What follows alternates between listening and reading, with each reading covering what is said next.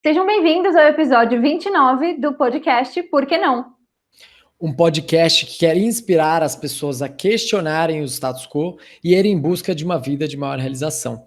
Eu sou Marcelo Oliveira. E eu sou a Sol Del Carlo. E hoje estamos aqui com o queridíssimo Jonathan Silva. Seja bem-vindo, meu amor. Se apresenta para nós um pouquinho. Obrigado aí pelo convite, pessoal. Bom, eu sou o Jonathan e estou ansioso aí para nossa conversa. Ah, maravilha! Conte para nossos ouvintes que não sabem ainda quem é a sua pessoa, quem você é, quem você está, como você se enxerga, só para dar uma introduzida. Nossa, que pergunta meio filosófica, né? Já começa difícil a coisa. Existencialista, né? Mas vamos lá. Eu sempre gosto de fazer alguns recortes, né? Acho que recortes são importantes. Então, quem é o Jonathan? O Jonathan é um cara preto, um negro, periférico, que vem da periferia do sistema. Depois a gente fala um pouquinho melhor sobre o que é isso. E é um internacionalista, formado aí pela PUC-SP, que hoje trabalha como pesquiseiro. Eu acho que é um pouco disso. Algumas talvez, incoerências, não sei, mas dualidades. Mas é isso aí. Gostamos de dualidades, gostamos de diversidades, gostamos de muitas coisas complexas para a gente poder entrar em todas elas, que assim que é legal. Boa. Mas, resumidamente, esse sou eu, o Jonathan. Bom, já fiquei curiosa já. Esse negócio aí que você falou periférico, vou falar um pouquinho depois, já pode contar. Já vamos começar com isso, né? Sei lá, já tocou no assunto? Bom, falar um pouquinho do porque eu me auto-identifico como periférico. Isso. É isso. Eu acho que tem, de novo, né? Por que eu sempre faço esses recortes? Lugar de fala é importante, né? Toda essa expressão aí que tem tomado muito peso agora nos debates, né? A gente vem vendo uma galera, principalmente a geração mais nova, cada vez mais se apropriando desse discurso. Ah, não é o meu lugar de fala, é o lugar de fala. Acho que até tem um pouco de confusão entre o que é lugar de fala e o que é representatividade. São duas coisas diferentes. Então, não é porque você é um branco que você não pode falar de racismo, por exemplo. Mas é entender qual é o seu papel dentro dessa estrutura social, né? E qual que é o seu lugar de fala dentro dessa estrutura social, que vai ter aí grupos, né, classes com diferentes níveis de poder e de acesso ao que a gente identifica como elementos do poder. Então, é um pouco por aí, é meio teórico, né? Mas acho que cada vez mais isso faz parte do nosso dia a dia. Então, eu falo que eu sou periférico por conta desse background, né, de onde eu vim, é a minha raiz. Eu não nasci numa capital, por exemplo, eu nasci no interior de Minas Gerais, então Que a cidade? gente sabe, eu nasci em Diamantina. Diamantina, que legal. Diamantina é uma cidade histórica, no interior de Minas Gerais, mas eu morei durante a minha vida toda numa cidade próxima a Diamantina, com 12 mil habitantes. Então, é de lá que eu venho, né?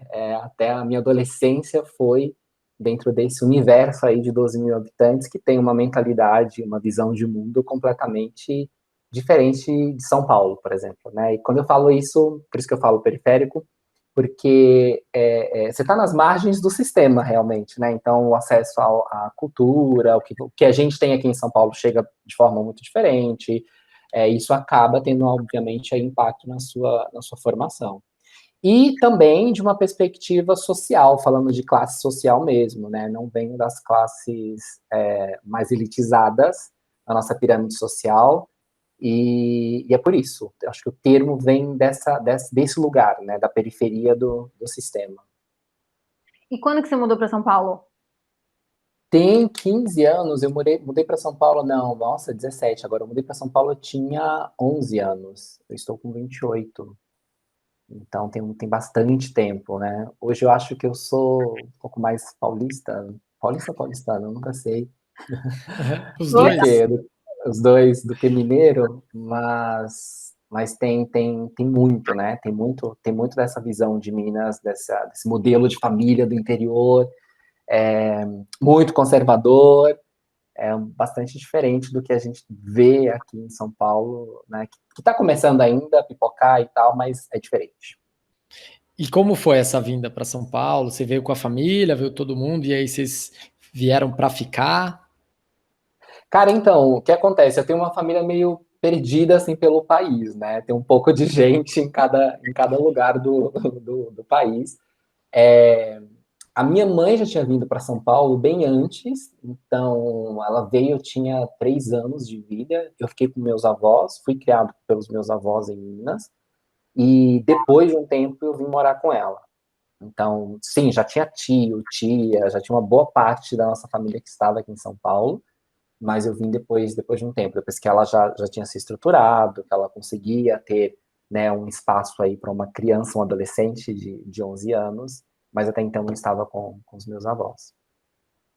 E como que você sentiu que isso mudou? Porque você falou que você veio de uma referência, né, de uma cidade de 2 mil habitantes, com todas as Uhum. suas, enfim, suas referências dali, e como mudou? Porque, assim, de alguma maneira, eu acho que tem aquele negócio sei lá, que se fala de que do 0 aos 7 anos tem uma formação importante ali de identidade e tal da pessoa, só que eu acho que do 7 aos 15 é a segunda, né? É a próxima, porque você, na adolescência, socorro, que você está realmente formando, se identificando com grupos e formando sua própria identidade versus o resto do mundo, e aí foi exatamente no seu momento de, de divisor de águas, né? De que mudou a referência bastante.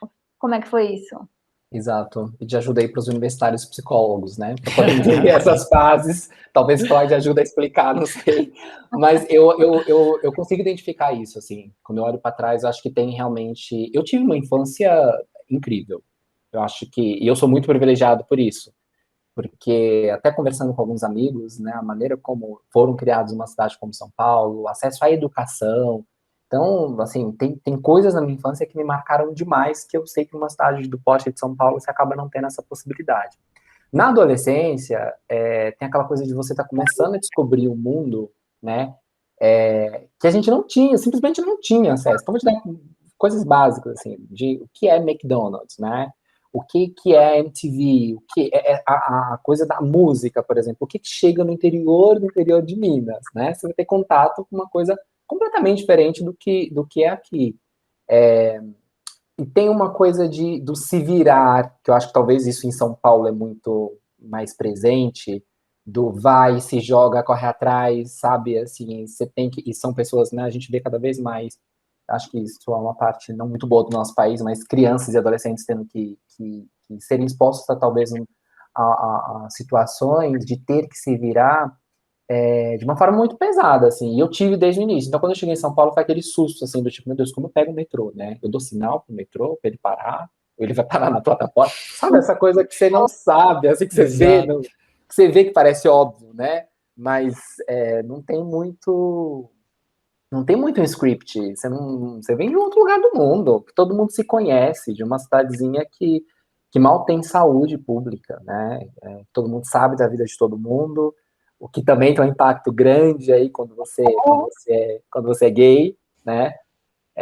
E vem aqui para uma cidade que você vê pessoas do mesmo sexo se beijando, se pegando, e tá tudo bem, né? De alguma forma. E claro que o preconceito existe em São Paulo, mas ainda é uma bolha dentro da realidade de Brasil.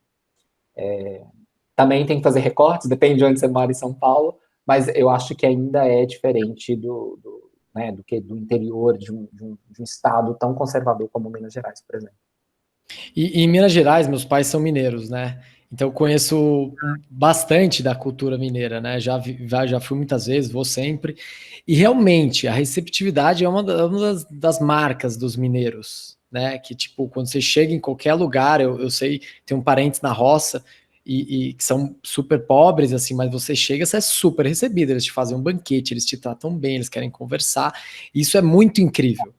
São Paulo, eu vejo que é o oposto disso. No fundo, Total. São Paulo é assim, é uma metrópole, muita gente, as pessoas não querem tanto saber, as pessoas não têm tempo, as pessoas não têm, sabe, essa disponibilidade que no interior, principalmente no interior, né? Você vem de uma cidade pequena, que é muito. Então, como foi esse choque para você chegar num lugar onde a dinâmica é completamente outra e você tem que se inserir de alguma maneira, né?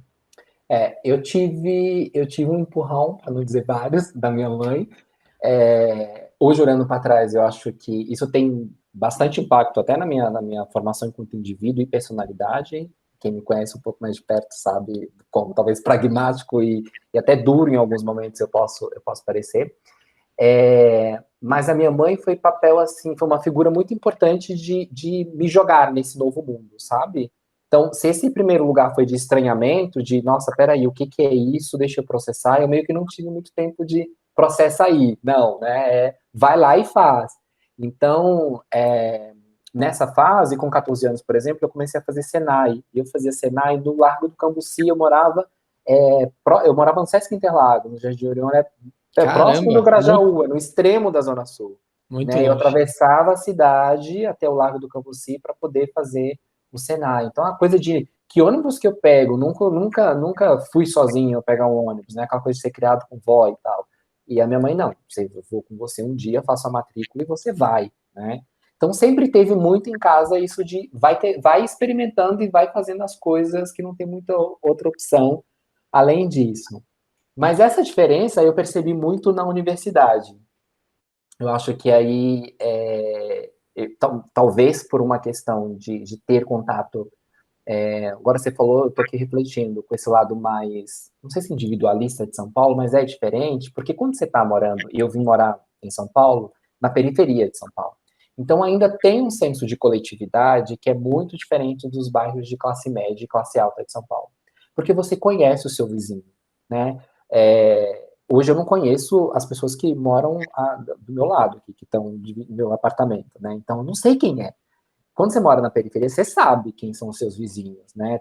Tem a coisa que o mineiro tem muito do bom dia, tudo bem, né? Imagina, você tá no metrô, você fala boa tarde, tudo bem pra pessoa, quem é esse doido? Quem é esse doido? Então, no início, foi essa parte mais da sociabilidade, foi, eu acho que mais tranquilo de lidar pelo lugar territorial onde eu estava. Depois que eu saí desse lugar, aí eu tive um estranhamento. Então, na faculdade, para mim, foi muito chocante.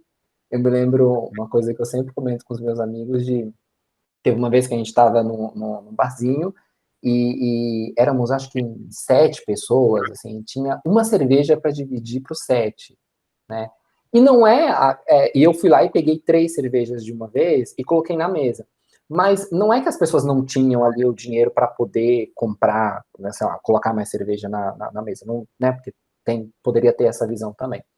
Mas tem esse elemento que não é o coletivo, né? Que é o individual. E aí, quando eu coloquei as 3 cervejas na mesa, a pessoa falou assim, mas você não sabe que tem que dividir? Não precisa disso tudo.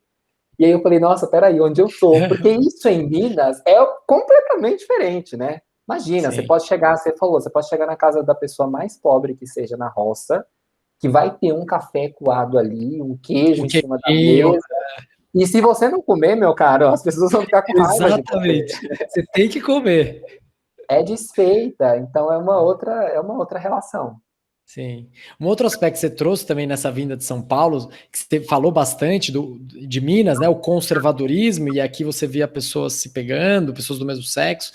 E eu queria até perguntar sobre isso, né? Sobre, não sei se quando você veio para São Paulo, você já se havia descoberto gay, ou já tinha saído do armário, ou foi aqui em São Paulo. Conta um pouco mais sobre esse processo aí. Eu sempre soube, desde pequeno, tinha alguma coisa que eu não sabia muito bem o que era, mas assim, eu consigo identificar é, essa atração, né, pelo sexo, pelo mesmo sexo, desde muito cedo.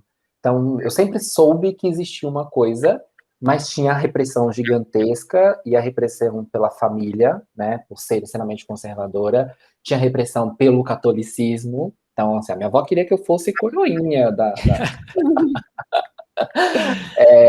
então, aquela coisa, né, o medo das pessoas falarem, de todo mundo comentar e de ser exposto ao ridículo. Eu sofri muito bullying na escola e na cidade, e de forma muito violenta, assim, de ter medo de ir em determinados lugares, porque eu sabia que ia sofrer violência física, né? Então, desde sempre, eu tive muita clareza de que sabia que estava acontecendo alguma coisa. O vir para São Paulo também me trouxe um achismo, né? Depois eu vi que não era, de que eu falei, puta, vou para um lugar que ninguém sabe, então as pessoas não vão falar nada, vai ser uma outra realidade. E claro que não, aqui também tem homofobia, né? Então, sofri bullying na escola também, etc. E eu fui criando, acho que, mecanismos de defesa. eu fui encontrando formas de me defender e de saber viver dentro dessa estrutura que é homofóbica, né? Assim, o primeiro momento que eu realmente olhei e falei, puta, eu acho que estou confortável, foi na universidade, né? E a PUC, para quem conhece, também é um ambiente, nesse aspecto e em outros, muito seguro, né? De alguma forma, porque também há de se fazer recortes, mas seguro porque tem esse espaço, né? Essa liberdade de exercer a sua sexualidade e o convívio com pessoas de diferentes lugares sociais. Então, isso facilita, de alguma forma, a você ser aceito, a você poder interagir, a você se sentir amado, né? Se sentir aceito, se sentir acolhido, eu acho. Então foi por aí. Mas foi um processo, assim, de poder identificar que você poderia agora realmente exercer, né? E até saber o que é essa sexualidade. Porque, olha só, é muito triste isso, né? A gente é privado de coisas que a heterossexualidade tem como default. Então, imagino que vocês já se apaixonaram, sei lá, por alguma pessoa no ensino médio, ou até antes, né? E aquela coisa do brincar de namoradinho e tal. Tem liberdade para isso. Quando se é LGBTQI+, você não tem, né? Então, assim, eu nunca namorei no ensino médio. Eu nunca pude falar para um coleguinha da escola que, nossa, que eu queria ficar com ele, né? Eu nunca beijei no ensino médio. Você não tem acho que são esses ritos de passagem, talvez, que tem o seu papel na nossa formação. E a sua escola era católica? Era, sei lá, religiosa de alguma maneira? Não. Eu fui em Minas, eu sempre estudei a minha vida toda em escola pública. Em Minas era estadual, aqui também. Então não tinha nada desse viés muito católico, não, mas as pessoas são preconceituosas porque a sociedade é preconceituosa independente da religião, né? Eu tive uma sorte de ter uma professora incrível, assim, essa foi peça fundamental na minha vida. E aí, para todos os nossos professores que estão ouvindo, meu muito obrigado. Acho que é uma profissão do caralho. Vocês são Muito. caras incríveis. E ela fez uma atividade na sala, foi aí que eu comecei sabe, do tipo, deixa eu olhar para mim com cuidado. Que era pegar um espelho e passar o espelho para o coleguinha. Então você tinha que olhar para o espelho e ela fazia uma pergunta assim: olhe para o espelho, quem você vê? Olha que louco, né? A gente no ensino médio, era o segundo ano de ensino médio, gente, nossa, essa mulher é doida. E ela era professora de filosofia, né? Então Já ela meio começa as tinha brisas. tinha a coisa caricata da professora de filosofia, tinha assim. E aí a gente, nossa, já tá muito louca, já tá. E eu cheguei nela, fui até a mesa dela, falei, professora, o que você tá falando, né? Como assim? O que é? O que eu tô vendo? Não, porque eu tô vendo, sou eu quem? Aí ela me chamava de Dior. Aí ela, Dior, de mulher para mulher. Na hora, eu fiquei assim, meu Deus, né? O mundo caiu. Tipo, ela sabe, todo mundo sabe. Mas era uma propaganda da Marisa, não sei se vocês lembram, de mulher para Sim, mulher, sim, Marisa. Então, sim. e aí, o que ela estava querendo dizer ali era você para você mesmo, né? E que eu acho que é do caralho o exercício, perdão a palavra, mas que é você se entender. Tipo, quem é você, né? E aí, quando eu olhei, e aquilo me marcou demais, assim, que me deu um estalo, que eu fui entendendo que eu era diferente do outro, né, do coleguinha que era heterossexual, e que por isso também eu teria uma experiência muito diferente, com todas as consequências aí que a gente já sabe, foi onde eu comecei tá, então é aqui, é daqui que eu venho. E aí foi meio que se solidificando dentro de mim, sabe? Eu fui aceitando, assim, falei, tá bom, é isso mesmo, não tem muito como mudar, porque até então eu falava, não quero ser isso, né? Quem quer ser gay num país como o nosso? Quem quer ser LGBT num país que mais mata LGBT no mundo, né? A cada 23 horas um LGBT é morto. Quem quer ser gay num país desse? Mas ao mesmo tempo, não sei, não é não sei se é uma questão de querer ou não querer, né? Tipo, não sei. Você acha que você nasce gay? Ou você constrói isso, ou é um pouco dos dois? Não sei, como que você vê? A gente, que bom que a gente não acha isso, né? Mas o discurso aí que tá sustentando boa parte da sociedade brasileira é esse, né? De que é uma escolha, né? E, enfim, a gente está vendo aí na mídia, a gente está vendo em vidas o que esse discurso tem trazido pro Brasil. Essa é uma pergunta muito polêmica. Sim. Gostamos de polêmica. Então, Eu te chamei, no caso. aí o que eu acho é importantíssimo que dizer isso, né? Por isso que eu fiz o recorte lá atrás, é a minha visão enquanto indivíduo. É importantíssimo a gente dizer isso, porque tem se cobrado muito dessas minorias sociais, né? De que quando elas falam algo que é muito diferente do que o movimento, uma determinada militância está pregando, surge como incoerência. E aí e eu acho que isso é bem racista, isso é bem homofóbico, isso é bem elitista, esse tipo de visão, né, de que é incoerente. Por quê? Porque a gente precisa entender que nós somos múltiplos. Então, não quer dizer que todo negro vai concordar com a minha visão da negritude e do que é a militância na negritude, nem todo LGBT vai concordar com a minha visão do que é, né, a sexualidade e de como essa sexualidade aí pode ser defendida. Então, dito isso, eu acho que tem uns dois elementos. Eu acho que não é algo que se controla, tá? Não acho que assim, tem como você não ser mais gay. Não acho que é isso. Mas eu acho que o ambiente social é importantíssimo para que você possa exercer essa sua sexualidade. Então, quanto mais liberdade social você tem, é óbvio que você vai tendo mais liberdade para poder exercer. Isso não significa que não existe, né? A gente tem exemplos na história, se a gente for estudar a Grécia Antiga, por que, que a homossexualidade ela era aceita, tem uma razão. Então, isso não vem de agora, né? Isso não é de agora, sempre existiu na história humana. Né? Se a gente for comparar com outras espécies, também. Né? Por que, que os outros animais têm essa sexualidade homoafetiva e por que, que na humana não? Né? Então, eu acho que tem um fator biológico, sim, mas eu acho que tem um fator social também.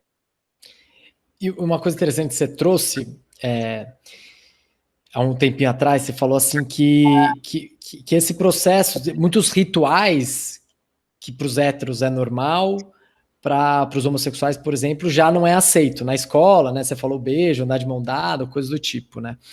E aí eu fiquei pensando que realmente a jornada de autoconhecimento, de se compreender mais profundamente, de ter um outro olhar sobre si, ela é muito difícil.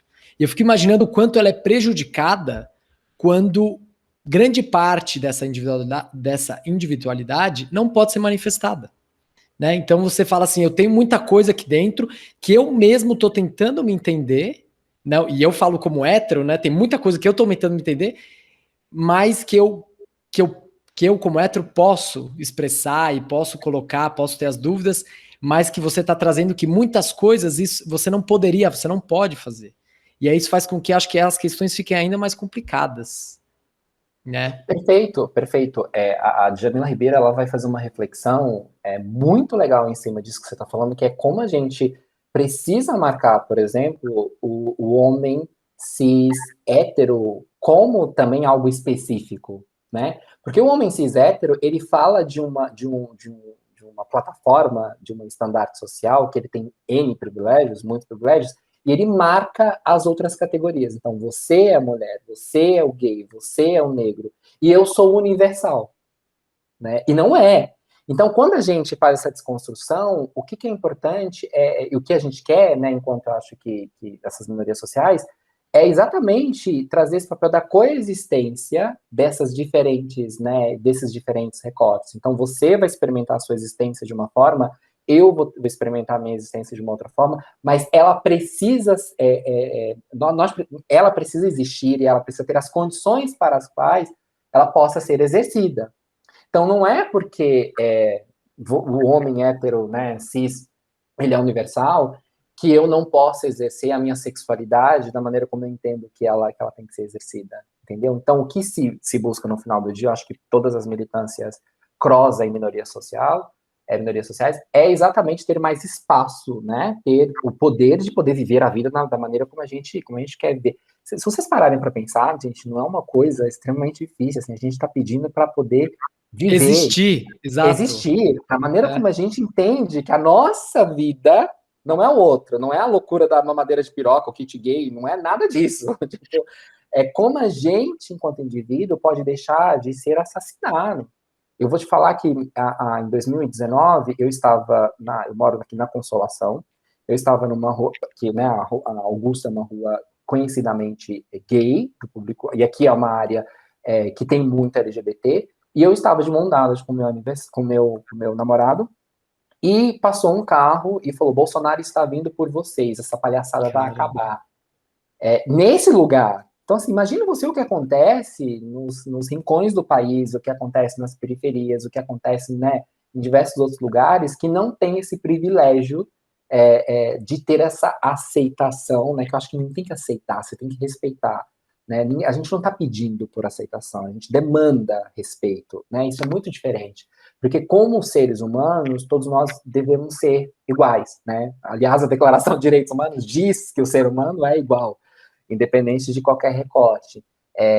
Então, merece ser respeitado. Então, eu acho que é por aí. É muito triste o que está acontecendo no Brasil. O Brasil não é exceção, obviamente, ainda tem uma temática que é muito ao redor de todos os países, mas a gente tem andado para trás, assim, no Brasil, sobretudo em relação aos direitos, não só da população LGBT, mas de negros, de pobres, enfim.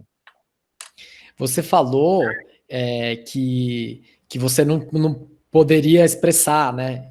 Por muito tempo você não poderia expressar essa sexualidade, e que na faculdade você sentiu um ambiente um pouco melhor, onde você tinha mais liberdade.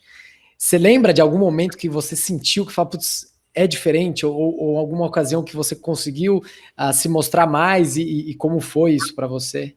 Cara, só o fato de você ver, né? Você vê pessoas iguais a você nesse sentido. Então, tem casal gay, tem casal lésbico, tem trans, tem pessoas que te fazem questionar, né, a cisgeneridade, te fazem questionar a heterossexualidade. Então, você deixa de sair de um lugar de sou estranho, porque tudo que eu olho ao redor é diferente de mim, e você fala, peraí, né, não sou só eu.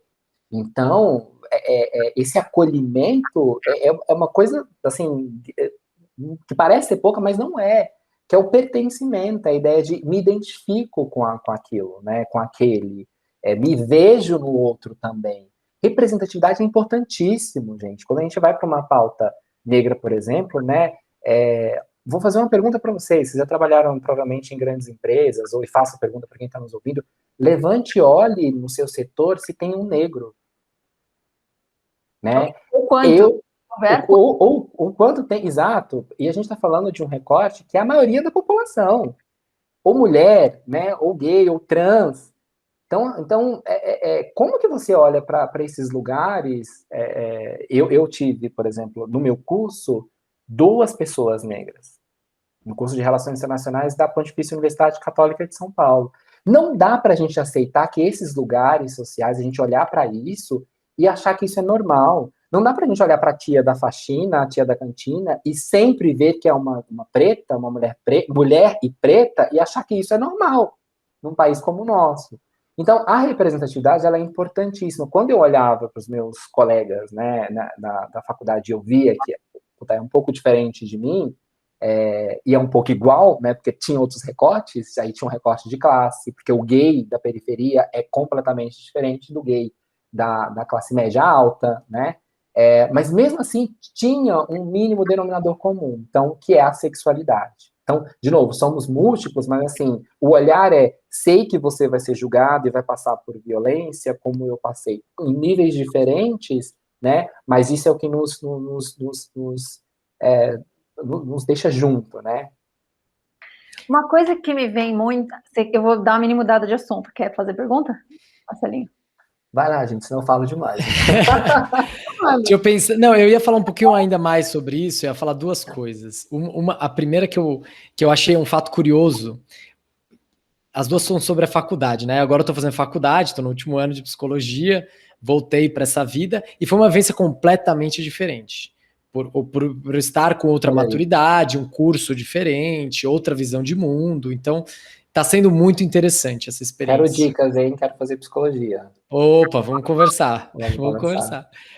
Capaz de, no final dessa conversa, você estar fazendo psicologia. Então, cuidado. Eu gosto bastante, enfim. E aí, uma das coisas que foi que, por ter esse ambiente muito mais aberto, e o curso de psicologia é um curso muito mais aberto, realmente, ser hétero era o ser diferente. Isso que eu achei muito interessante. Inclusive, eu já recebi várias vezes as pessoas brincando, pessoas próximas, me chamando de hétero, como se eu fosse o diferente, né? Quando você, esse aí é gay. Não, esse aí é hétero. E eu achei muito interessante essa mudança de perspectiva, justamente porque ali é um ambiente, e a gente fala bastante disso aqui, onde quando você está num ambiente onde parte da sua existência é compartilhada, né? Você vê valores parecidos, você vê crenças parecidas, aquilo se torna muito menos estranho, né?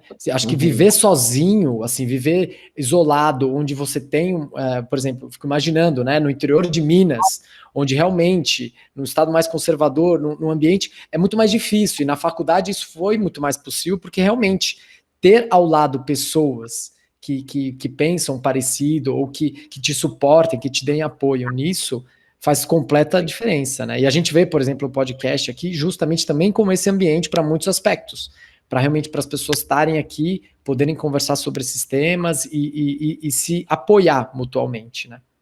Bacana.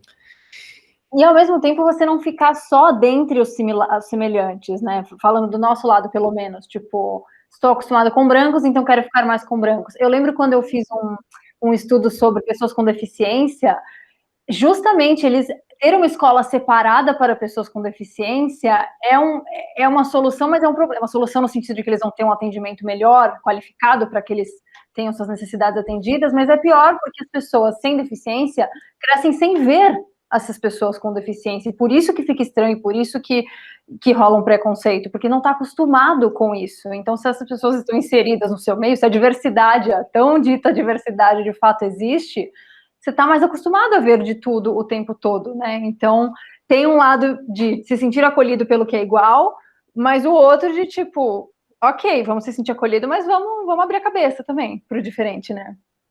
Exato, eu acho que e aí volta o tema de representatividade, né? Porque não tem como ter diversidade sem ter essa representatividade. E eu, particularmente, acho que isso passa num país como o nosso por políticas públicas, galera. Porque de novo, né? Se a gente esperar que isso aconteça naturalmente, isso não vai acontecer, né? Eu não vou chegar numa empresa multinacional grande e vou olhar para os meus colegas e vou identificar pessoas de diferentes nível social. Não vou. Porque o próprio sistema tem catracas para impossibilitar com que essas pessoas cheguem lá, né? Então, se a gente for fazer um recorte, por exemplo, de negritude, por que o desemprego é maior entre pretos do que brancos? Por quê? Por que os pretos precisam mais do SUS do que os brancos? Por que os pretos ganham mais do que os brancos? Por que os brancos estão em mais cargos de liderança do que os negros? Então, essa diversidade, ela passa meio por uma certa imposição, né? A gente não pode esquecer que o Brasil é um país que teve durante 4 séculos, né? Um país de 500 e poucos anos, 4 séculos, como base da economia, a escravidão, né? E depois que a nossa querida, a fofa da princesa Isabel libertou todo mundo do dia para a noite, sendo irônico, tá? Sim. Não se criou nenhuma política pública para essa população. Então, passa por aí, né? Eu acho que tem que ter essa diversidade, tem que ter o contato. Quando a gente fala de justiça social, é tratar pessoas diferentes de formas diferentes, né? E isso é importante. Então, entender que a população LGBT, ela para chegar a um determinado lugar, ela vai demandar especificidades que a população hétero não vai. É por aí. Muito legal. E a segunda coisa que eu estava pensando, e aí eu expandi já a pergunta, mas na faculdade é um ambiente de discussão de ideias muito forte e de militância.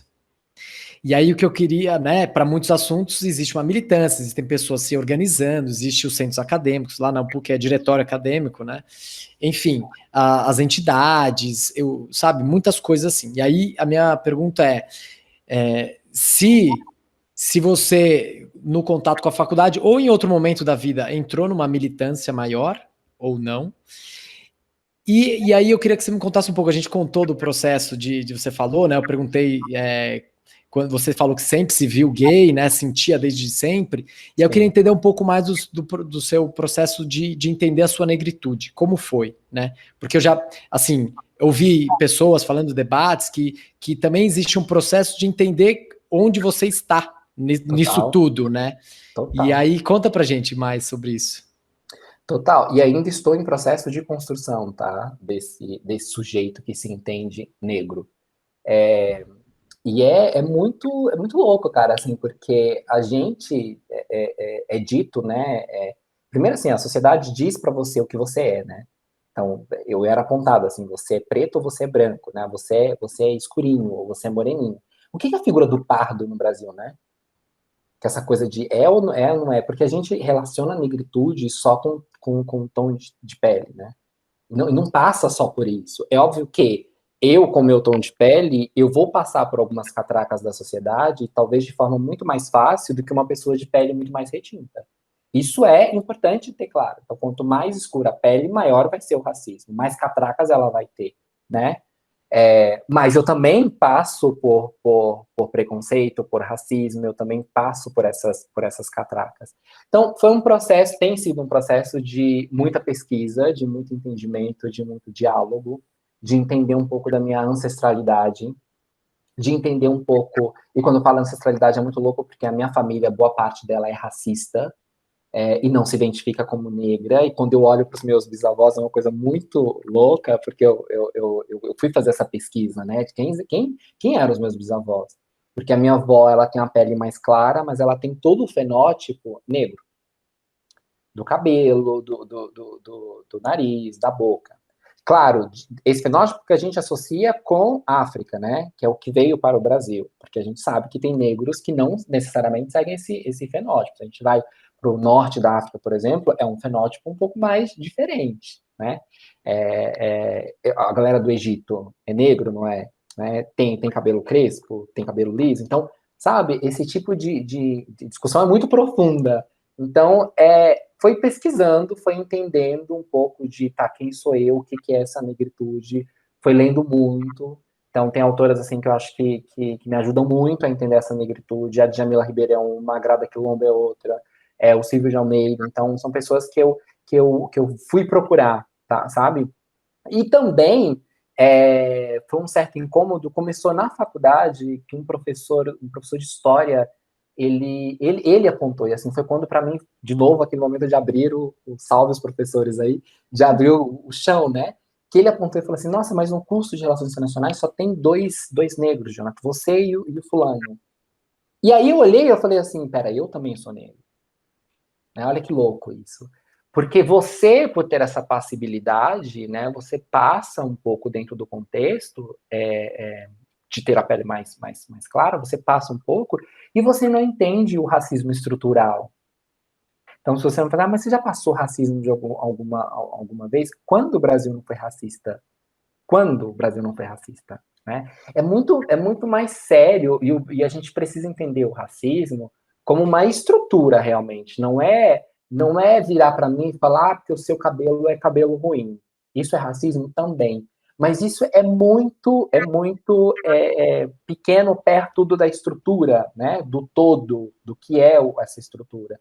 E essa estrutura é deliberadamente ações que foram tomadas por uma elite, por quem estava no poder, tá? Quando eu falo elite, é quem estava no poder, independente dos recortes, que não deu acesso a essa população e que bloqueia acesso ao poder dessa população, que mina a autoestima dessa população, né? Então, se a gente for aí pensar dentro do universo de beleza, cara, o quanto a nossa autoestima, assim, enquanto indivíduo negro, sabe? O quanto que a gente foi reprimido, né? De querer esconder os trejeitos do cabelo, de querer, sabe? Eu tenho amigos que falam, nada, maquiagem, de afinar o nariz. Nossa, um puta racismo. Por que você tem que afinar o seu nariz, cara? Quer dizer, é uma violência contra você mesmo, né? Contra o seu próprio corpo. Então, foi um processo assim muito dolorido também de ter contato com alguns lugares e com algumas reflexões que tinham passado, né, batido, assim, nunca me toquei, naquela ocasião foi racismo. Olha aí, e foi, né, hoje olhando de uma forma mais estrutural, de desnaturalizar coisas que antes eu nunca parei para pensar, né, de novo, por que do meu lado não tem ninguém negro? Hoje eu estou na minha terceira empresa multinacional aí, mas não tem ninguém do meu lado que é negro, que trabalha. Por quê? Isso não é natural. Porque nos lugares que eu vou, eu sempre faço esse teste, assim, nos restaurantes que eu vou, por que não tem negro? Sabe? Então, dói, mas eu acho que ao mesmo tempo que dói, também é libertador, porque a gente começa a entender um pouco do que é e começa a se entender, né, enquanto indivíduo, né, quem é você, o que você está fazendo aqui nessa sociedade, e a poder agir, né, porque quando você entende a questão, você consegue agir, eu acho que em cima dela. Então, por exemplo, você perguntou da militância, como que é a formação e tal. Eu acho que a minha existência é uma militância. O ato de existir já é revolucionário para uma pessoa negra, periférica, gay, num país como o nosso. Então, eu sempre tive muito dilema entre, meu Deus, né, ainda tendo uma formação muito de sociais em relações internacionais na PUC, que é uma instituição muito politizada assim, de sociais, e eu tinha muito dilema disso versus trabalho, versus o que eu faço, né, como que eu vou ganhar o meu pão, porque no final do dia eu preciso pagar minhas contas, meus boletos também, e aí, como que eu plugo essas duas coisas, né? E teve um momento que eu olhei para isso e falei, nossa, isso não faz o menor sentido, o que eu estou fazendo, eu preciso pensar, eu preciso salvar o mundo, eu preciso pensar em coisas assim, sabe? E aí, né, em relações internacionais, ONU, tem que ser ONU, porque a ONU consegue salvar todo mundo, a gente vai intermediar conflitos. E aí depois eu fui entendendo a minha realidade a fundo, eu falei, cara, o fato de eu estar nesses espaços, ocupando esses espaços, eu acho revolucionário, eu acho uma militância, assim, muito bacana, sabe? O fato de eu estar em reuniões com só pessoas brancas que estão, sei lá, desenvolvendo um novo produto para cabelo, e elas sequer entendem que no Brasil tem pessoas de cabelo crespo que não vão usar, né? Que não vão usar aquele produto, que tem necessidades diferentes, porque o cabelo dela é diferente, sabe? O fato de você ter uma noção do que é pagar R$ 18 em um desodorante, ou pagar R$ 5 em um produto para limpar a sua casa, né? Quando você tem que comprar pão para os seus filhos, quando você tem que comprar leite, sabe? Essas coisas assim que fogem muito de classe média alta, porque a gente não para fazer essas contas, né?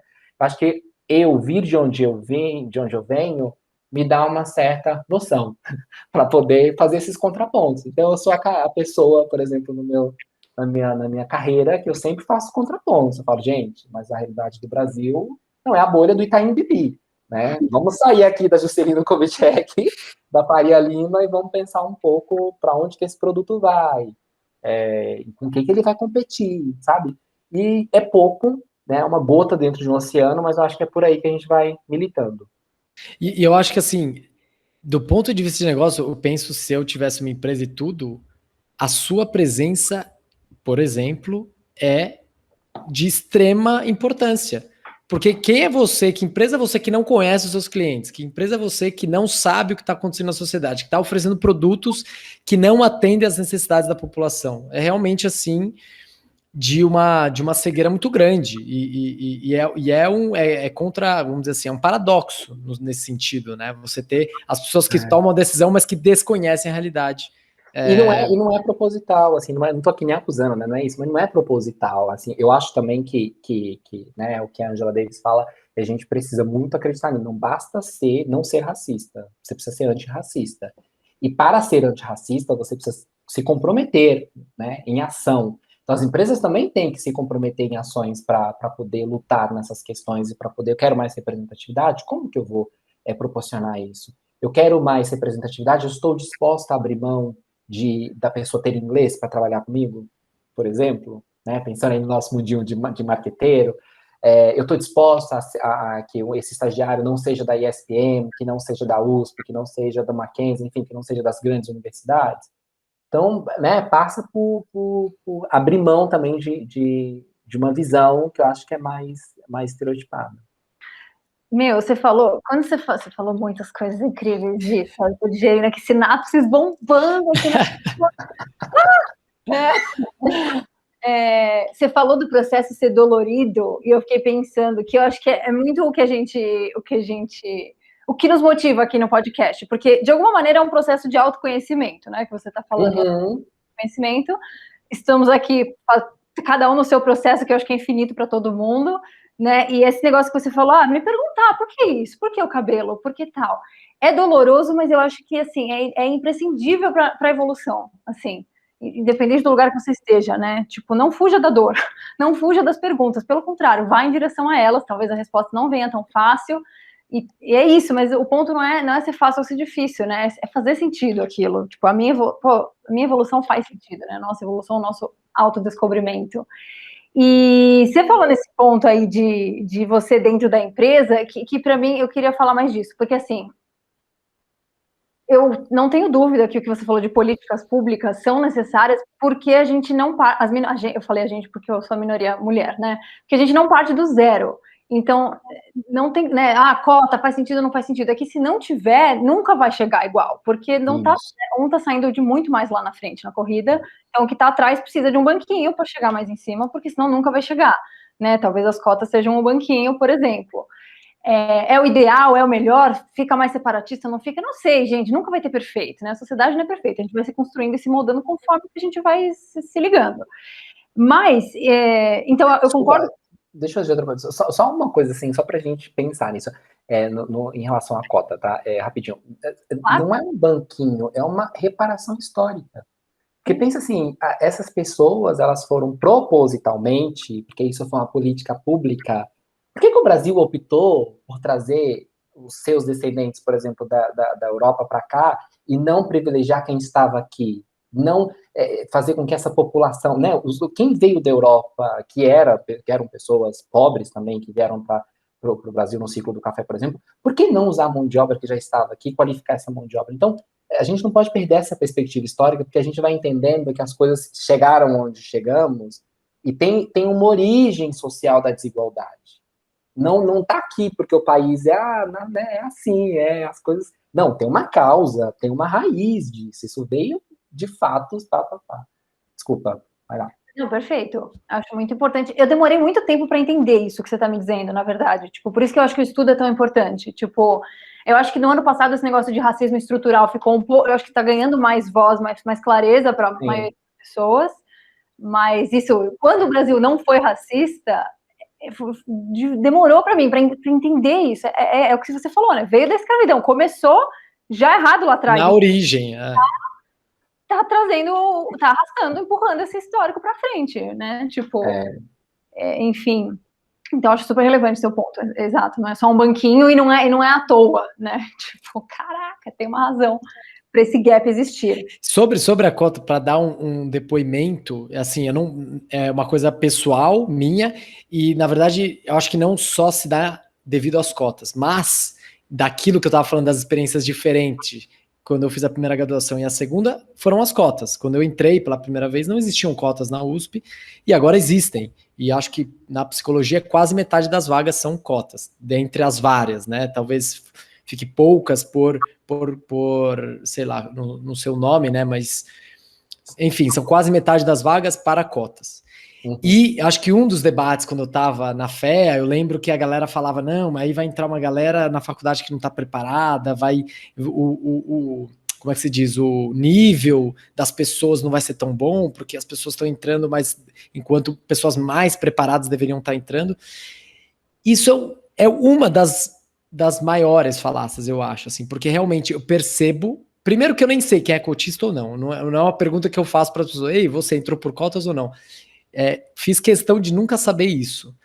E não se vê isso. Realmente eu vejo uma outra faculdade, na verdade. Pessoas muito mais engajadas, que têm muito mais vontade de realmente ocupar o espaço, fazer valer a experiência, criar coisas. Sabe, eu acho que assim, a universidade ganhou muito, muito com isso, dando acesso a essas pessoas que não teriam acesso. Então, assim, é o oposto do que as pessoas acham, né? Não, essas pessoas vão. Não acontece, não se dá na prática, se dá o oposto disso, na verdade. Eu tive, assim, a minha experiência foi exatamente essa, mas eu tive, assim, de sofrer na pele essa visão racista e elitista de ouvir, tá? Então, eu já ouvi, por exemplo, de uma coordenadora, eu ganhei uma bolsa uma vez de um programa do Santander para estudar espanhol em Salamanca, e eu ouvi da pessoa que estava organizando na instituição, na PUC, que tinha problemas com alunos provenientes de bolsa, porque eram alunos defasados. E quando eu olhava para a minha realidade, eu falava assim, gente, eu acho que é um pouco diferente, porque você, né, aquela coisa de olhar números, notas, óbvio que a pessoa não vai entrar falando alemão, francês, inglês. Então, no meu curso, por exemplo, como é que você faz relações internacionais sem falar inglês? Ou francês, que é a língua da diplomacia? Eu fiz, sem falar nenhuma dessas línguas. Fui aprender inglês depois, durante a faculdade. Sofri pra caramba, para dizer o mínimo. Mas é importantíssimo você dar o acesso para que essas pessoas estejam lá, né?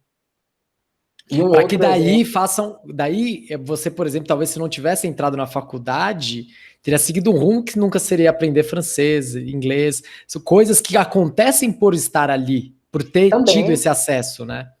Também, total. E também e saber que é um lugar para nós. Assim, eu tive muita briga com a minha família. Eu fiz engenharia, um semestre de engenharia, desisti de engenharia e fui fazer relações internacionais. E tive muita briga porque ainda é a geração, acho que a geração dos meus pais, eles não conseguem entender essa possibilidade de mudança, de mobilidade social. Quer dizer, não é porque você veio de um lugar desprivilegiado socialmente que você tem que ficar nesse lugar, né? Você pode mudar, você pode alcançar os seus objetivos. E uma outra experiência foi de ouvir aí de diretora de RH mesmo, de que, não, a gente tem que dar espaço para essa galera da periferia, porque eles têm mais desejo, mais vontade de dar aí sangue no olho para poder trabalhar e fazer o negócio acontecer mesmo. Porque na visão dela as pessoas vinham com mais força, né, de vontade, não sei o que ela quis dizer muito com isso, me incomodou bastante o comentário, mas, enfim, o que você está falando de observação aí é fato.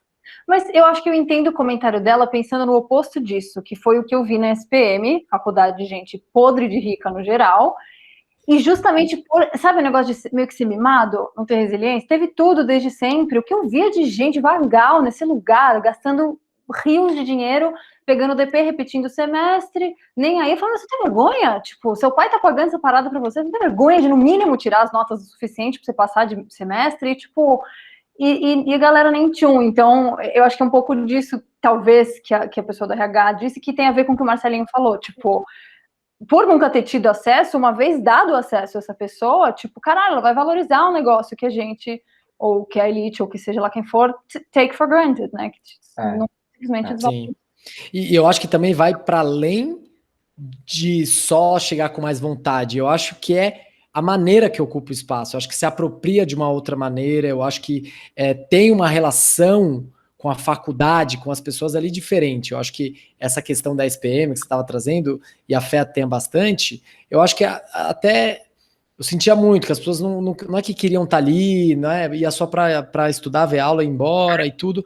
E eu sinto que existe um movimento muito maior para realmente aproveitar em todas as possibilidades aquele espaço. E aí não diz sobre apenas performance, sobre vontade, mas é realmente uma outra maneira de encarar aquele espaço, aquela oportunidade, como a pessoa se coloca. Então, realmente é muito diferente. Eu acho que a diferença traz essa variedade que a gente está falando, traz essas coisas que, quando você olha para o número, talvez, para a nota da pessoa média ponderada, isso não diz nada, absolutamente nada, sobre tudo que você está ganhando com aquilo, entendeu? Então é totalmente simplista, né? Você dizer que o desempenho acadêmico está diminuindo. Por exemplo, no caso das cotas, mas acho que esse é um papo que permeia muitos outros lugares, né? Não só faculdade. Total. Bom, a gente fez um grande parênteses do que você ia falar. Vai lá só, agora fala. Pois é. Quando vai embora no buraco do coelho, toca do coelho. Bom, então, o ponto era, faz sentido políticas públicas e cotas por conta disso tudo que faz, que a gente falou, mas eu gosto de pensar nesse outro sentido, que foi que você começou a falar, de você estando dentro do sistema, tendo conseguido conquistar esse espaço, então, do seu lado, você consegue pôr contrapontos quando a galera faz o shampoo para pessoas pretas sem ter um preto na sala. Total. Do seu lado, a sua gota d'água que você falou ali, seus 2 centavos que você consegue agregar. E aí, justamente, eu resgato o que você falou lá no começo, que tem o negócio de lugar de fala, lugar de representatividade, que não é porque você é branco que você não pode falar de racismo, mas tem que ver como é que você vai falar. E aí, para mim, acho que é infinita a discussão, mas enfim, me dá um pouco de como você vê. Dá para ouvir o barulho aqui, gente? Não. Não. A galera tá chegando, abrindo a porta. Nem ouvi nada. Se qualquer coisa me avisa. Calma, me perdi até. Socorro, eu tava no meio da pergunta. Qual foi a última coisa que eu falei, gente? Você falou de representatividade, lugar de fala. Isso que é uma conversa infinita. Mas qual que é o nosso, então, nós como brancos, eu e Marcelinho, por exemplo, né? Qual que é o nosso papel? Porque eu não gosto dessa história de ficar dependendo de governo fazer alguma coisa, dos outros, o negócio é sempre externo. Não, qual que é a minha responsabilidade na desordem da qual eu me queixo?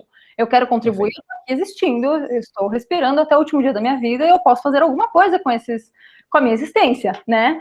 Então, e o que você falou de a gente não basta não ser racista, tem que ser antirracista. De que maneira, né? Acho que existem inúmeras, mas me fala um pouco disso, entendeu? De lugar de fala, de qual de que papel a gente pode exercer, e eu sei que não cabe a você ter que dizer para mim o que eu tenho que fazer, eu sei que tem o meu dever de ir atrás, de estudar e pesquisar, mas me fala um pouco disso. Não, beleza. É isso, né? Eu acho que, primeiro que, assim, vocês terem essa noção de abrir o espaço de comunicação para uma pessoa que tem um background muito diferente, já é uma ação importantíssima. Então, é promover quem tem, né? Aqui a gente está falando de uma mídia também, quem tem esses espaços, quanto mais abertos eles forem, né? Para trazer essa diversidade que compõe a sociedade, cara, é aí que a gente vai crescendo. A gente vai vendo visões diferentes, a gente vai debatendo junto, a gente vai dialogando junto e vai construindo o debate junto. Dito, então, acho que essa é uma iniciativa muito bacana. Que venham mais pessoas negras, pessoas trans, pessoas, sabe, mulheres, sabe, pessoas diferentes, que falem o que vocês querem falar na perspectiva de core do podcast, mas que tenham essa perspectiva, né, diferente de minha visão, minha experiência enquanto sujeito é diferente de um cara branco, por exemplo. Então, acho que promover isso é essencial. Segundo, que é o que você falou também, eu acho que dá pra gente dar alguns sinais, eu chegar lá, mas não dá pra gente, que isso é importantíssimo, não dá pra gente colocar na mão da minoria, ou colocar na mão especificamente da negritude, a responsabilidade de educar os brancos sobre o que é racismo ou não. Né? Eu acho que todos nós temos um papel essencial de buscar essas informações. Então, hoje, o que eu te diria, por exemplo, a gente tem um pequeno manual antirracista da Djamila, que é um livro espetacular, e é pequeno, e ela consegue, assim, dar várias dicas do que é racismo, do que ações que a gente pode fazer para que não seja racista. Então, se apropriar desse conteúdo, sabe, é uma coisa bacana. E entender o seu lugar de fala. Então, quando eu falo entender o seu lugar de fala, de novo, não é que você não pode falar de racismo. E não é que eu não posso falar, por exemplo, de um outro debate ao qual eu não sou objeto ali de estudo, digamos assim. Você pode falar. No caso do racismo, eu acho importantíssimo que a branquitude fala de racismo, porque a branquitude é a principal privilegiada do que o racismo propõe. Então, se tem alguém que ganha alguma coisa com o racismo, pode parecer doído isso que eu estou falando agora, mas é a branquitude, né? O racismo existe porque a branquitude existe, né? Então, tem esse lado da moeda. É importantíssimo que brancos também falem de racismo. Como brancos vai falar de racismo? Eu acho que passa por desnaturalização desses lugares. Então, cara, se questione, né? Então, para quem está na universidade, não é normal que todos os seus professores sejam brancos. Não é normal que a sua bibliografia só tenha autores brancos, europeus, americanos ou latinos que sejam, sabe? Então, não é normal olhar para a tia da faxina e ver que são mulheres pretas, né? Não é normal olhar para a pessoa que está limpando o seu escritório ou a moça que vai limpar a sua casa e ver que, independente que a moça que limpa a sua casa, da sua amiga, do seu amigo, da sua mãe, do seu avô, de não sei o quê, é preta. Isso não é natural. Isso não é normal. Então, desnaturalizar esses lugares é importantíssimo. Isso parece ser pequeno, mas não é, gente. Porque quando a gente desnaturaliza isso, a gente entende que tem uma motivação nesse negócio. Então, o que não é natural é criado. Se é criado, a gente consegue entender, tá, então, peraí, qual é a origem da desigualdade, né? O que está promovendo isso? Por que é assim, né? Por que você não vai falar para o seu filho assim, quando eu tiver um filho, eu quero que ele seja doméstico? Eu já ouvi isso, não, mas é um trabalho como qualquer um. Você quer que seu filho seja uma pessoa para limpar a sua casa? Você vai querer que ele seja um engenheiro? Você vai querer que ele seja um médico? Sabe? A gente precisa desnaturalizar isso, né? Então, eu diria que é por aí. Eu acho que é, assim, a um nível pequeno que de novo, né, para mim passa por uma questão mais perto nossa, aqui, que é o que eu posso fazer no meu dia a dia, sabe? Coisas pequenas, assim, você tem alguma amiga no seu Instagram que é negra e que está começando agora, talvez um negócio novo, que está começando agora, sei lá, vender brigadeiro, né? Cara, a gente sai dando like em tudo. Por que a gente não pode fortalecer o business dessa mulher? Sabe uma coisinha assim de novo, tô falando coisa pequena, tá, gente? Mas por que a gente não começa, né, aí, saindo desse piloto automático, né? E a entendendo que as coisas não são tão naturais quanto a gente imagina. Isso que você falou da gente estar usufruindo dos privilégios, né? Realmente é muito.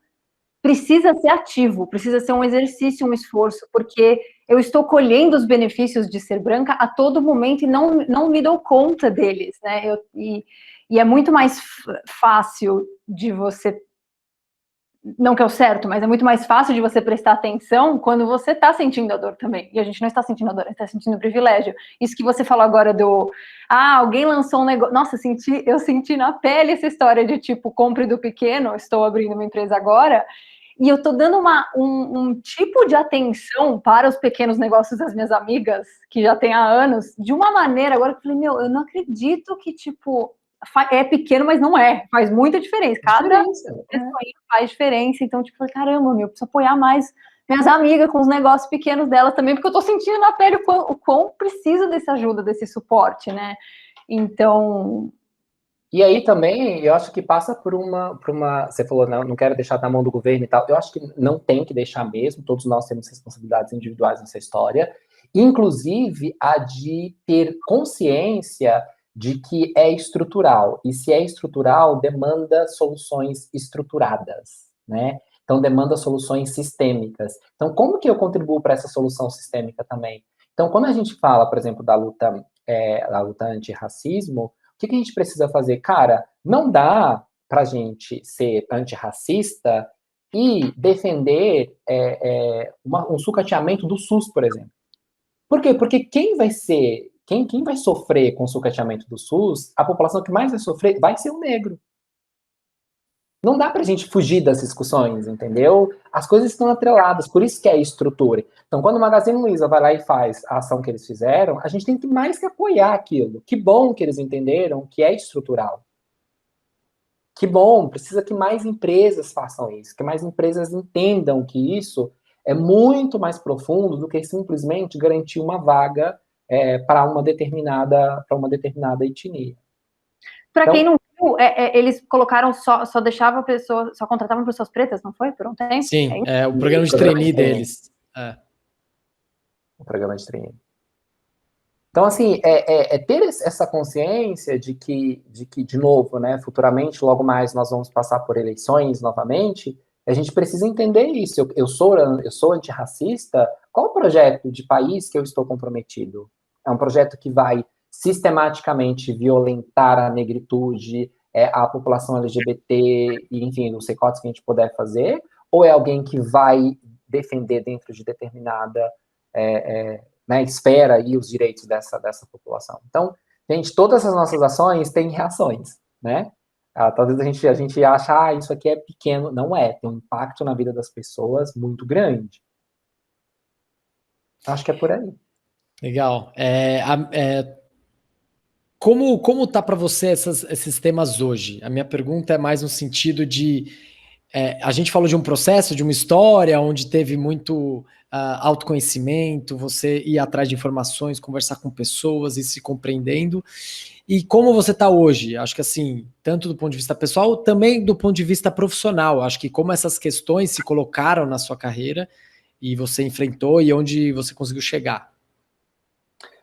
Do ponto de vista, acho que individual é isso, é um processo constante, né? Então, eu tô sempre, assim, uma coisa que eu antes eu não tinha percebido, por exemplo, eu tinha poucos amigos negros, né? E eu comecei a questionar isso também, por quê?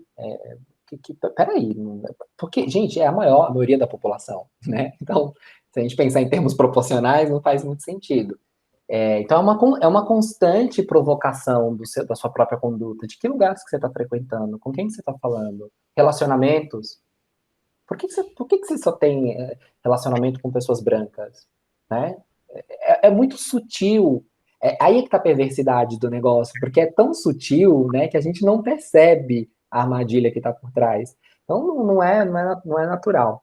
Então eu acho que individualmente é estar aberto. São anos de terapia também, viu, gente? Eu acho que isso ajuda muito no meu caso. Recomendo para todo mundo. Recomendo para todo mundo. Somos privilegiados que podemos ter terapia. Eu acho que terapia deveria ser uma política pública no Brasil. A gente precisa de todo mundo. Sim. Com terapia, medicada. Tô brincando, medicada não, mas com terapia. Sim. Com terapia. Então ajuda muito da perspectiva individual, né? Isso de ter pessoas que têm essas histórias de vida também, e estar aberto, e terapia. E aí, da carreira, cara, aí a carreira acho que é um pouco mais, talvez, problemático, porque é isso, né? Essas reflexões você faz quando você está dentro de um escritório, por exemplo, e é muito maior do que você. Né? Quando eu olho para o meu lado, eu falo, puta, não tem gente negra aqui do meu lado, e aí, o que eu faço? Então, eu também acho que é um privilégio, assim, eu sempre trabalhei em companhias que tinham diferentes níveis, mas sim tinha uma preocupação com a representatividade, sabe? Acho que tem críticas a ser feitas, mas tinha essa representação, sim, essa preocupação com a diversidade. Então, tem espaço para promover, tem espaço para ajudar a construir, tem espaço para poder criticar. Então, isso, de certa forma, me deixa um pouco mais confortável, né? Em relação a isso, eu vou tentando trazendo a galera junto, para a gente vem cá, vamos aprender. Então, na empresa onde eu estou hoje, por exemplo, a gente tem um comitê de negritude. Então, a gente debate muito a questão racial, a gente fala muito de quais são as problemáticas por trás. Tem um nível de diversidade muito elevado, então eu consigo identificar pessoas de diferentes histórias sociais, né? Então, isso te deixa até como indivíduo, né? Eu olho para isso e falo assim, bacana, então não estou aqui falando com pessoas completamente diferentes. E foi um processo de muito, na carreira agora também, de muito entendimento de quem eu sou, né? E de não abrir mão de quem eu sou, porque isso é muito complicado, né? Quando você vem de uma origem social com esses recortes diferentes do que é o mainstream, do que está no mundo corporativo, o que está no mundo corporativo é o mainstream, é o branco, é o cis, é o homem, né? É isso, né? Da SPM ou qualquer outra universidade de elite, essa é a galera que está mandando no mundo corporativo. É essa galera que está nos cargos de liderança. É essa galera que está no RH. Então, por isso que eu falo que esse espaço é importante, porque também, se essa galera está ouvindo isso, que eles façam essa reflexão de que, assim, cara, a gente tem um poder gigante, né? E é essencial para poder avançar nessas pautas. Então, foi muito de, cara, olhar, entender um pouco para o jogo, entender qual era o nome do jogo, né? E aí se apropriar de estratégias de sobrevivência que a minha ancestralidade, por exemplo, usava, e eu fui entender isso depois, né? Como que os escravizados, que são um ponto, é sempre bom a gente colocar em escravizados, né? Não é que escravo naturaliza de novo. Não é escravo, é escravizado. É só um adendo. E aí você vai aprendendo, assim, você vai ajustando o seu discurso, você vai entendendo que o seu incômodo às vezes pode incomodar as pessoas, né? Muitas vezes eu fui taxado como, você é muito reativo, né? Porque o que estava por trás não era simplesmente um desconforto do que a pessoa estava falando, mas era o preconceito que essa pessoa estava falando. Por quê? Porque é tão naturalizado do lado de lá, de quem está no mainstream, que para ele sequer ele para pensar que o que ele está falando é homofobia, o que ele está falando é racismo, né? E hoje, mais do que nunca, que é perigosíssimo no Brasil, que estão usando o discurso da liberdade de expressão como desculpa para poder ser homofóbico e para poder ser racista. Desculpa não é, e no caso de São Paulo é crime, né? Aqui a gente tem legislação para isso. É crime, da cadeia. Então, é muito sofrido também na carreira, mas a gente vai construindo isso aí. Não sei se eu respondi a sua pergunta, respondi? Respondeu, perfeito. É exatamente isso. O que fiquei pensando durante a sua fala é que não é fácil ser essa pessoa, realmente, essa pessoa que vai cutucar, que vai estar lá falando, peraí, pessoal, sei que lá. E realmente é fácil te taxar de o reativo, de não sei que lá. Porque ninguém está incomodado com isso. Porque quem está incomodado é você que sofre essas coisas, você que passa por isso. Então, realmente, eu acho que além de passar por diversas coisas, você ainda também tem que ter a força para se colocar, né? Porque realmente, acho que por tudo que a gente vem falando, pela estrutura e tudo, se deixar, vai continuar como tá. É estrutural, não vai mudar, né? Então, realmente, eu vejo essa atitude, uma atitude, assim, realmente muito forte, muito com muita energia, e você, no caso, né, tipo, realmente ocupando essa posição não é fácil, assim, né, porque eu, por exemplo, sei lá, sou uma pessoa muito mais política, né, a Sol gosta de falar que eu não gosto de conflito, não sei o que lá, e realmente fico imaginando tendo que colocar questões que incomodam a todos, porque dizem respeito a todos, de diferentes maneiras, né, mas falar, ó, você aí, você tá no privilégio, peraí, olha pra tua vida e vê que muitas das coisas que você, claro que você não vai falar desse jeito, sou eu falando aqui, né, muitas das coisas que você conquistou, talvez outras pessoas para conquistar isso tem que dar o triplo do esforço. E aí a pessoa começa a se colocar numa posição diferente e realmente fazer essa reflexão causa um reboliço muito grande. E mais do que isso, né? Onde você chegou, o lugar social onde você está, ele só foi possível porque você explorou, a sua descendência explorou de N maneiras outra parcela da população. Sim. Então, é exatamente isso. E aí como é que você fala isso, né? A Erika Hilton falou na entrevista dela, a Erika Hilton é uma vereadora aqui de São Paulo, a mulher mais votada do país, e ela falou uma coisa que marcou muito, que é uma questão meio Paulo Freireana, né? Acho que essa expressão de assim, você ter que educar, aquela coisa de tentar ir construir junto, e percebe, a gente, acho que quem está do lado de cada minoria social e quer construir o diálogo, é construir o diálogo. Não é que ninguém está querendo impor nada, não é isso. Mas é justamente colocar as questões como elas são, né? E é necessário colocar o dedo na ferida. Acho que, falando português, claro. Sim. Sem isso a gente não consegue avançar. Eu acho que a questão hoje é que, normalmente, quando coloca o dedo na ferida, as pessoas vão pro extremo e começam a brigar, né? E não conseguem falar, puta, você tá botando o dedo na ferida porque tem uma ferida. Vamos olhar a ferida. Tá machucando. É isso. Isso é importantíssimo, a gente entender. É empatia, né, gente? Se colocar no lugar do outro. É assim, deixa eu ouvir né, às vezes quando eu falo, as pessoas assim, mas fala com uma voz muito, né, uma voz muito doída, assim, é de dor, é um lugar de dor, e que incomoda, né? E tem outras pessoas dentro da militância que conseguem falar de uma forma mais política, que é a voz mais passiva, talvez a voz mais condensada que é aceita. Então, assim, é claro, porque talvez essa pessoa teve anos de elaboração, ela conseguiu entender quais são os mecanismos sociais que ela vai se apropriar de linguagem, de cultura, de vestimenta, que vai possibilitar com que ela, né, seja interpretada da maneira que é confortável para o mainstream. Mas a gente não pode deslegitimar quem está vivendo, né, a violência e está se queixando da violência. Né? Que nem a coisa do machismo. Você não pode olhar para uma mulher e falar, mas você está reclamando, você está de mimimi. Você nunca passou por isso, né? Nem eu, nem você, nem eu, mesmo sendo gay, né? Eu não tenho a experiência do que uma mulher tem dentro da relação de gênero. Então, é um exercício de empatia, cara, que parece ser fácil, mas não é. E para todos os envolvidos, eu acho, porque a gente estava falando, que não deve ser fácil para você ter que falar da dor e apontar, de alguma maneira, ser visto como reativo e tal, só que é muito lindo quando a gente fala de empatia. Eu acho que, assim, eu tenho a sensação de que sempre que a gente se fala de empatia, a nossa voz dentro da cabeça fala, mas eu tenho empatia.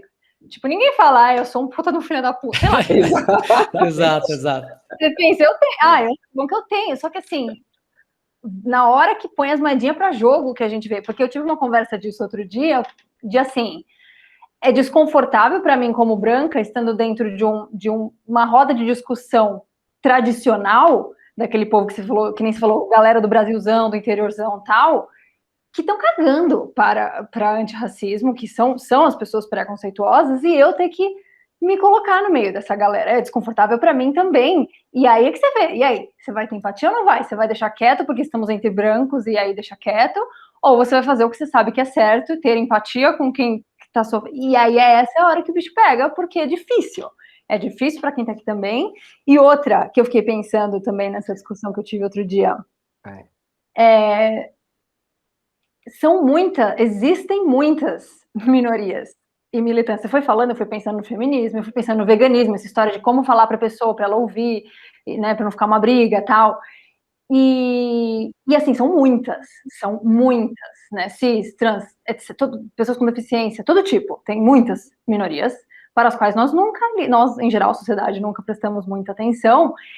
E aí, dá um pouco de ansiedade, falando de mim, já me deu um pouco de ansiedade, falar, tem muita coisa que eu preciso estudar, cara, tem muita coisa que eu tô fazendo errada, e que eu preciso estudar, e que isso vai tomar 24 horas do meu dia, se bobear, se eu não organizar o negócio direito.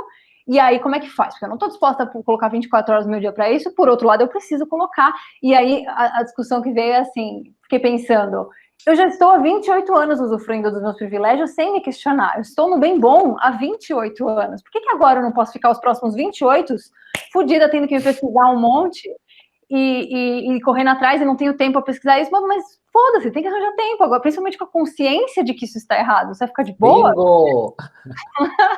Então, tipo, socorro, é um pouco desesperador. Por isso que eu falei, para todas as partes envolvidas, não estou me vitimizando nem nada, mas é isso, né? Tipo, nossa, eu sou super empático. Votei num homem branco. Eu tive que prestar atenção nisso na última eleição. Eu pesquisei para um caramba até eu falar, cara, eu preciso achar uma vereadora mulher. Não vou, não interessa que ela é 0,5%. Vou achar uma vereadora mulher, achei uma mulher preta vegana, eu falei, linda, tá no meu voto. É isso, né? Eu acho que é olhar para esses recortes e porque assim, gente, a gente não pode cair na armadilha de que não existem profissionais negros periféricos bons.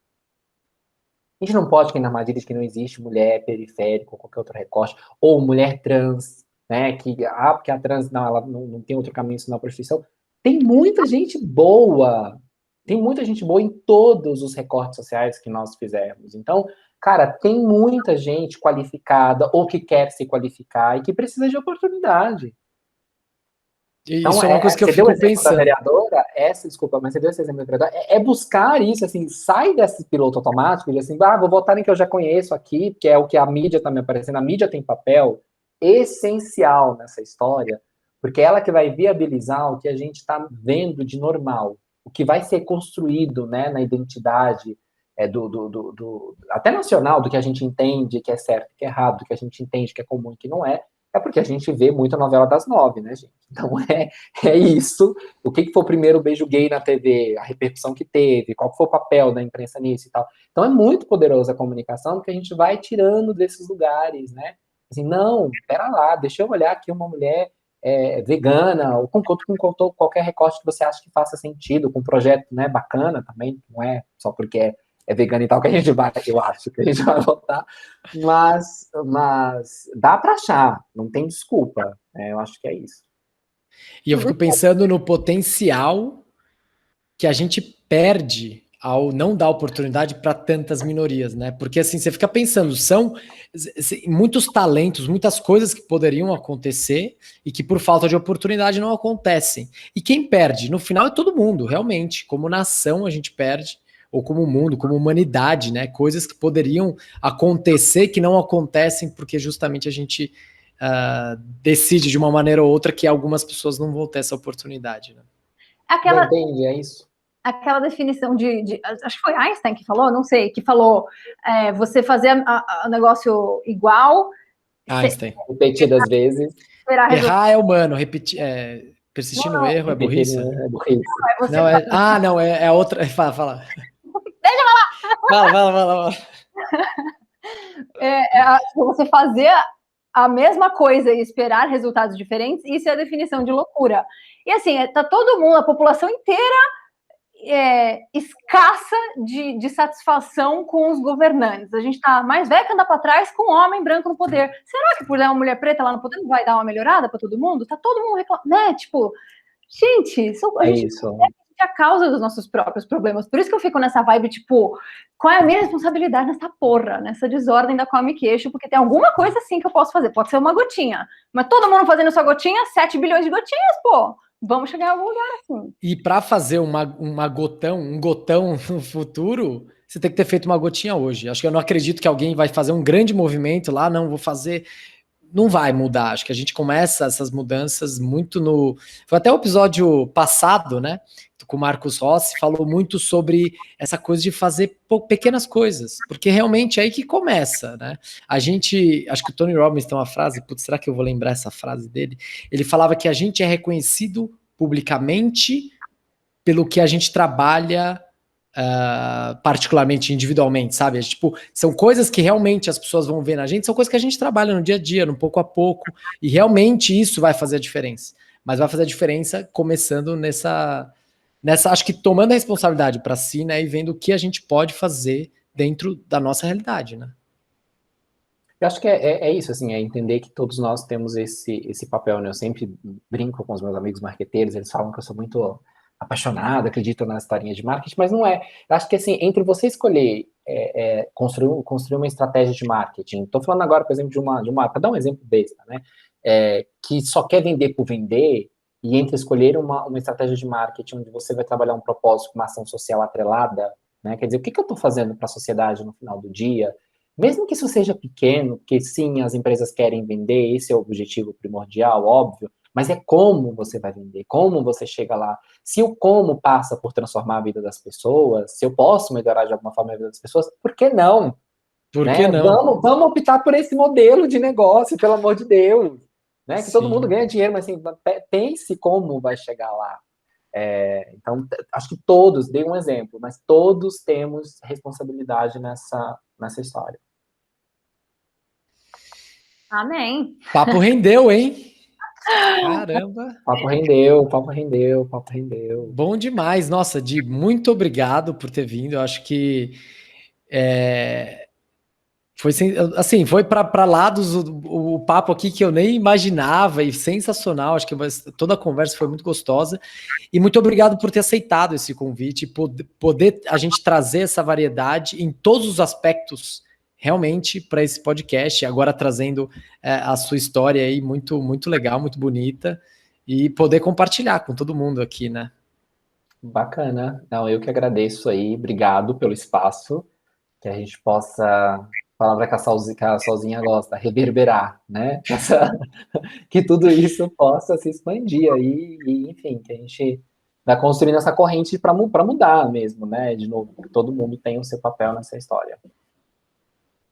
É isso, maravilhosa. Nossa, sempre saio com as sinapses bombando das nossas conversas. É gratificante. Se o povo quiser saber quem você é, quiser dar lá uma checada em você, conversar, tal, como é que as pessoas te acham? Pode ser no Instagram, no Facebook. No Instagram tá @DHYOJR. É isso? Acho que é isso. Eu coloco na descrição. Depois eu te mando lá. E é isso. Muito obrigada, Di. Foi um prazer ter você aqui com a gente. E para os nossos ouvintes que quiserem nos acompanhar, nossos outros episódios e vida e postagens e tudo, nos sigam no @porquenãopodcast. Exatamente. Afinal, por que não? É isso, pronto. Tchau, tchau, gente. Boa, obrigado. Tchau, tchau, gente. Tchau!